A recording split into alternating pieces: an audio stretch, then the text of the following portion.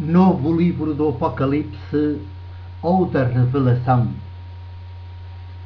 Capítulo 27.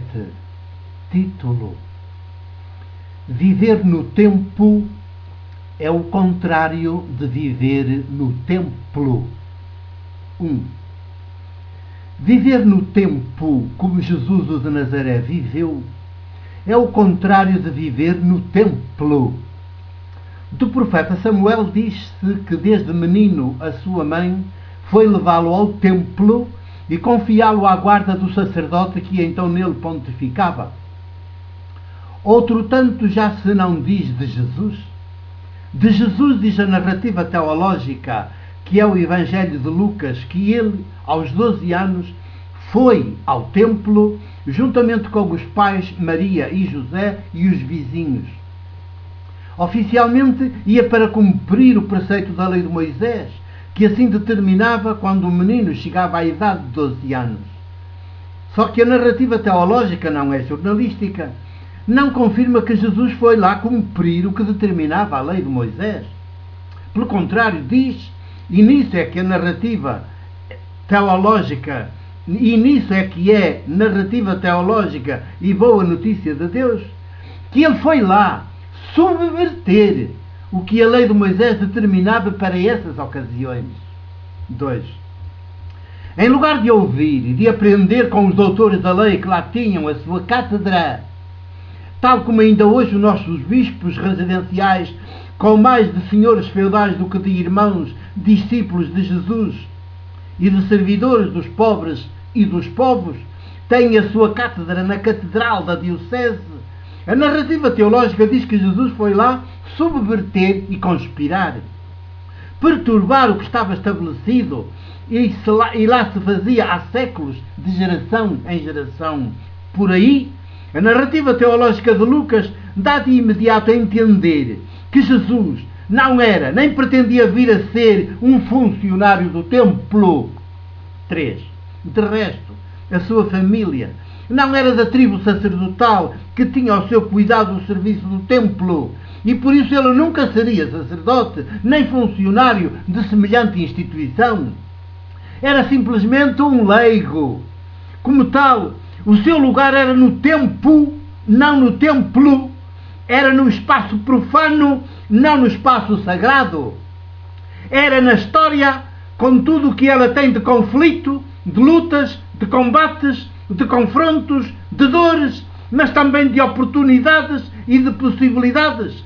Não era no mosteiro, nem sequer no deserto. 4. Os doutores da lei viram-se e desejaram-se com as suas perguntas e com as suas respostas. Também com as suas interpelações. Tudo em Jesus saía fora do previsível, do catecismo oficial, do ritual, do que estava escrito, prescrito, do que era tido como tradição e como definitivo. E desde logo ficou o alarme entre as hostes sacerdotais, detentoras de privilégios, tanto quanto de mentira. Era preciso passar a estar-se atento àquele jovem. Via-se que ele não tinha nascido para deixar as coisas na mesma. Nascera para revolucionar o mundo, os reinos, reinados do mundo desde a raiz. Não seria um reformador mais, nem sequer um novo Moisés mais atualizado. 5. Seria o iniciador, anunciador de um reino reinado outro, o de Deus, criador de filhas e de filhos, que deveriam crescer como ele cresceu em idade, em estatura, em sabedoria e em graça, não em riqueza, nem em poder, nem em religião, até se tornarem mulheres, homens, no máximo da sua maturidade, adultos e responsáveis. Por isso, irmãs, irmãos, com Deus dentro deles, mais íntimo a elas, a eles, do que elas próprias, eles próprios, capazes de conduzirem o mundo e a história como se ele não existisse. Apenas elas, eles, com ele dentro deles, sempre na máxima discrição. 6. Quando todas elas, todos eles, como humanidade, alcançarem esta meta, este patamar, nunca como então Deus Criador será glorificado, nunca como então o seu nome será bendito, porque já nem sequer será pronunciado por ninguém. Tão completa e tão intensa será a identificação, fusão entre o Criador, Abba Mãe, e a sua criatura, filhas suas, filhos seus, misteriosamente habitados pelo seu espírito ou sopro libertador e criador. 7. Diz a história, e já não apenas a narrativa teológica, que uns 22, 23 anos depois, precisamente no ano 30 da nossa era, este menino de 12 anos, já então homem crescido e totalmente habitado, possuído pelo sopro, o espírito criador e libertador de Deus Abba Mãe, foi assassinado na cruz pelo Império Romano, que então ocupava militar e administrativamente o país. Diz também que o Império o fez em instâncias dos sumos sacerdotes, dos fariseus doutores da lei e dos saduceus.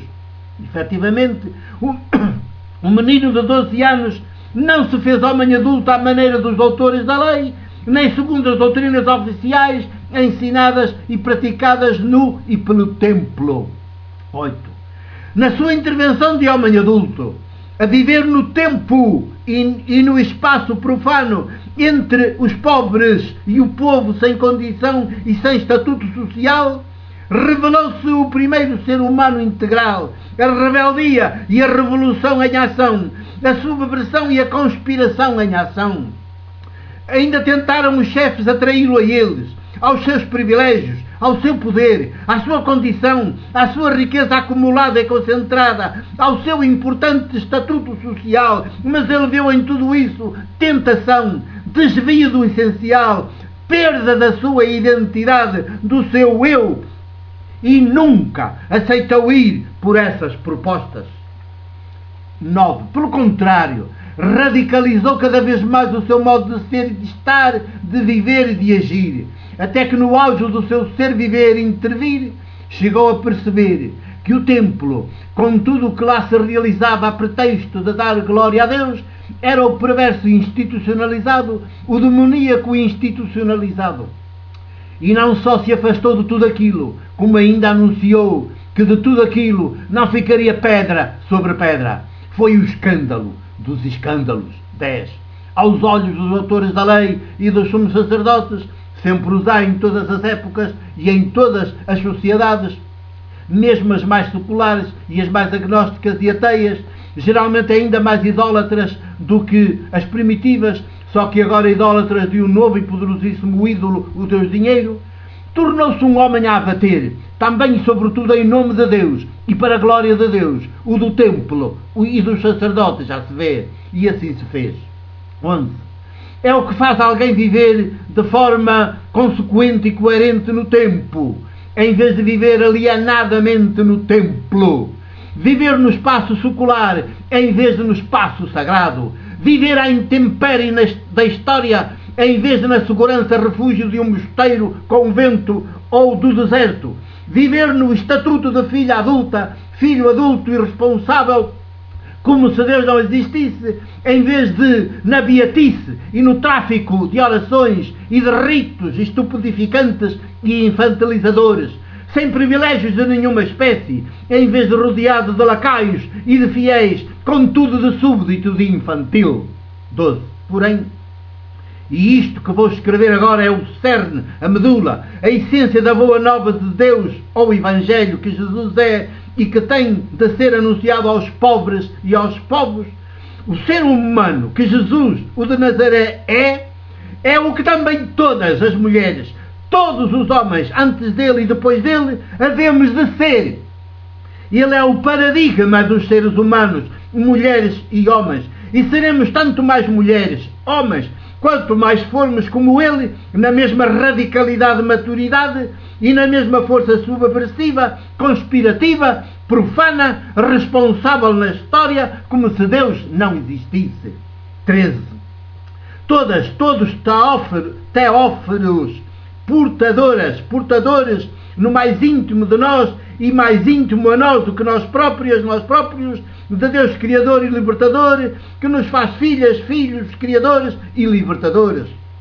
A viver no tempo, não no templo. no espaço profano, não no espaço sagrado, na história, não no mosteiro deserto, entre os pobres e os povos, e com os pobres e os povos, não com os executivos deste mundo, nem com os executivos do templo, nem com os executivos do poder, nem com os executivos do dinheiro, estes últimos hoje, os mais perversos e os mais assassinos de todos, e sempre como se Deus não existisse. 14. Querem maior desafio do que este? E ainda pode alguém dizer que Jesus e a fé de Jesus de Nazaré são alienação, ópio do povo, fonte de infantilismo? O mítico Cristo das catequeses e dos cultos das igrejas eclesiásticas, que todas elas herdaram do Império Romano e cujo Natal está de novo aí à porta, sim, é tudo isso e muito mais.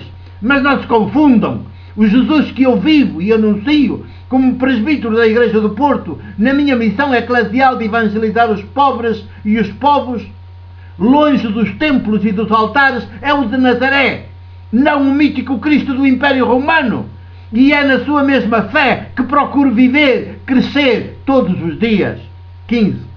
Nessa medida, farei as mesmas obras, operarei os mesmos sinais que ele fez, operou, e até maiores. Consequentemente, passarei também as mesmas passas do Algarve que ele passou. Ele como mestre, eu como discípulo, um aprendiz de discípulo, diga-se. Mesmo assim, há quem, desde há bastantes anos, não me perdoe tamanha audácia, tamanha simplicidade, e até apaguem o meu nome das suas notícias e das suas publicações oficiais.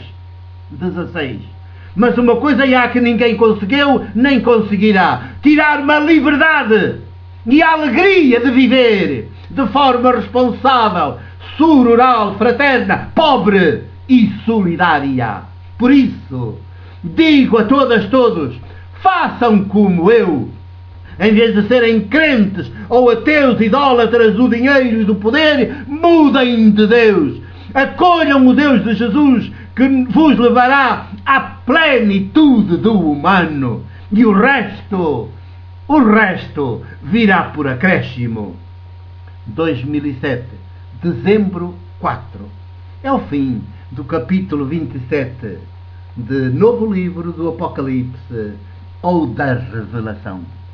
O meu abraço e o meu beijo, presbítero da Igreja do Porto.